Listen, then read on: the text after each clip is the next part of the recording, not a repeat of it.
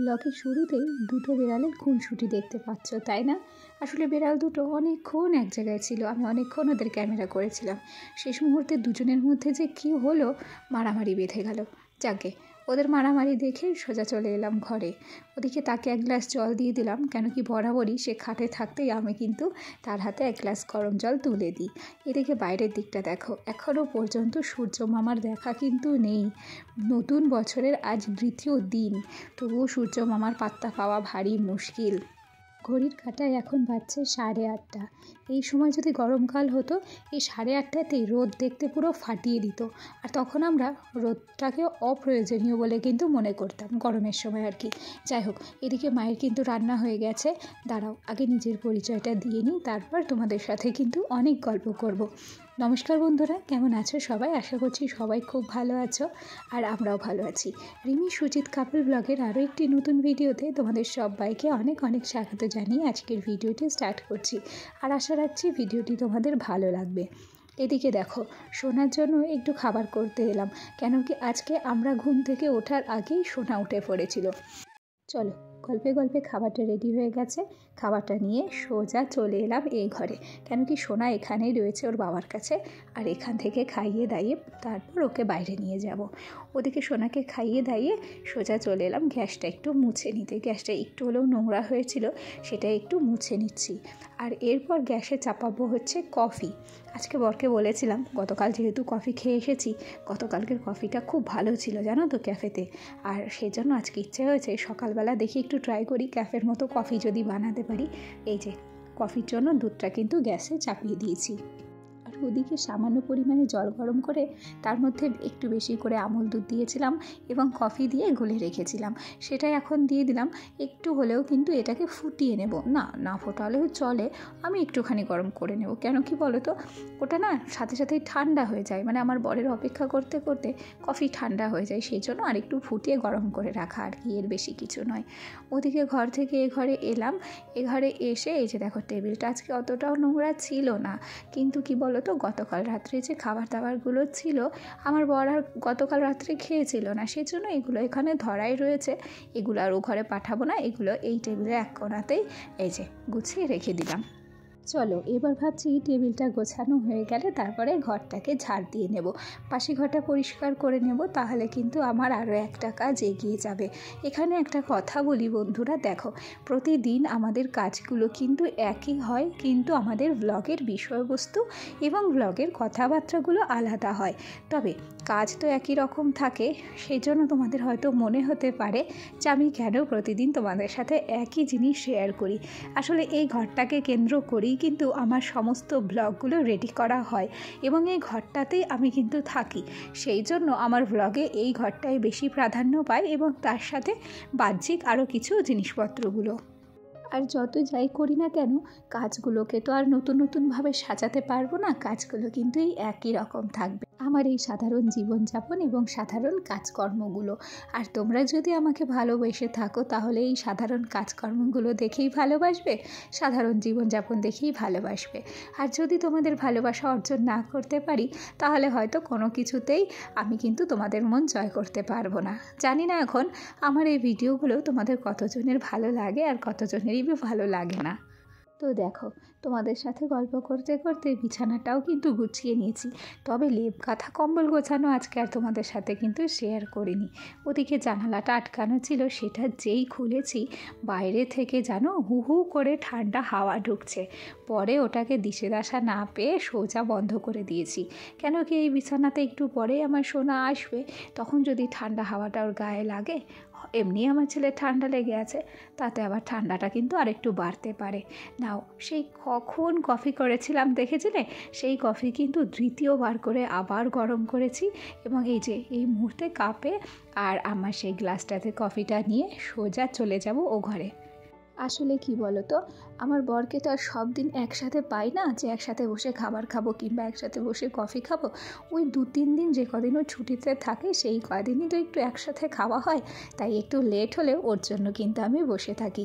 আর এই যে এই মুহূর্তে কফিটা রেখেছি বিছানার উপর, আর আমার বরবাবু কিন্তু রেডি হচ্ছে। ও হ্যাঁ, এর আগের দিন একটা দিদিভাই আমাকে কমেন্ট করেছিল যে আমার বর কি করে। আজকে সেই দিদিভাইয়ের প্রশ্নের কিন্তু উত্তর দেব যে আমার বর কি করে।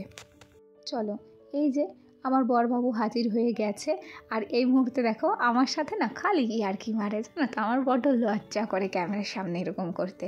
যাকে এ প্রসঙ্গে কথায় কথায় একটা কথা কিন্তু না বললেই নয়। আমার যে সমস্ত বন্ধুরা প্রথম থেকে আমার সাথে আছো, পাশে আছো, আমার এই ছোট্ট পরিবারের একজন সদস্য হয়ে রয়েছো, তোমাদেরকে কিন্তু অসংখ্য ধন্যবাদ জানাচ্ছি আমার সাথে থাকার জন্য। আর আমার যে সমস্ত নতুন বন্ধুরা আজকে আমার ভিডিওটি প্রথম দেখছো, যদি আমার ভিডিওটি তোমাদের ভালো লেগে থাকে অবশ্যই কিন্তু একটা লাইক করো, কমেন্ট করো। আর হ্যাঁ, তোমরা যদি চাও তাহলে আমার এই ছোট্ট পরিবারের একজন মিষ্টি সদস্য হয়ে আমার পাশে থেকে যেও। ওদিকে প্রথমে তোমাদের বলেছিলাম না যে গতকাল রাত্রে আমার বর খাবার খায়নি, আজকে বেচারার খুব খিদে পেয়ে গেছে, সেই জন্য আমার অপেক্ষা না করে সোজা দেখছি রুটি আর তরকারি নিয়ে বসে পড়েছে। খাওয়া দাওয়া করে সোজা চলে এলাম একটু মাসির বাড়ি। গতকাল আমার মাসির মেয়ে পিকনিক করার সময় কিভাবে নাচাকোদা করেছে কি জানি, ওই যে কী হয়েছে, হাতটাতে ব্যথা পেয়েছে, সেই জন্য জামাইবাবুতে শালিকাকে হাতে ক্রেপ ব্যান্ডেজ করে দিল। ওদিকে মাসি আবার রান্না করে তার জামাইয়ের জন্য মাছ চচ্চড়ি, ডাল এবং পাঠিয়েছে আলু এবং গাজর ভাজা, সেটাকেই নিয়ে ও বাড়িতে যাচ্ছি। যখন আমার বর দুপুরবেলায় খাবে তখন ওটাকে খেতে দেবো। তার উপরে আমাদের সমস্ত রিলেটিভদের বাড়ি একটু কাছাকাছি হওয়ায় এইসব তরকারি একটু বিনিময় হয় আর কি। আমরা যেটা ভালো মন্দ রান্না করি সেটা মাসিদের দিয়ে আসি, আর মাসিদের বাড়ি থেকে যেসব রান্না হয় সেটা আমাদের বাড়িতে দিয়ে আসে। আর ওই যে আমার মামা বাড়ি দেখছো, ওই মামা বাড়ি থেকে মাসি বাড়িটা ঠিক একদম তার কিন্তু পরেই। মাঝে বেশ খানিকটা সময় অতিবাহিত হওয়ার পর এবার স্নান করে নিলাম।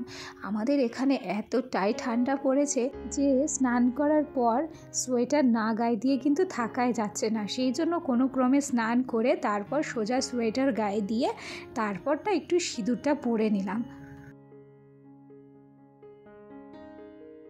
আর এবার হচ্ছে সিঁদুর পরার পর ছোট্ট করে একটা টিপ পরে নিচ্ছি। কেন কি জানো তো, বউ মানুষদের না ছোট্ট একটা টিপ না পরলে খুব একটা মানায় না, জানো। আর আমি সবসময় টিপও পরিও না, আমার ছেলে এই টিপটা আর রাখতে দেবে না, এটা কোন সময় ও কিন্তু তুলে তারপর ফেলে দেবে।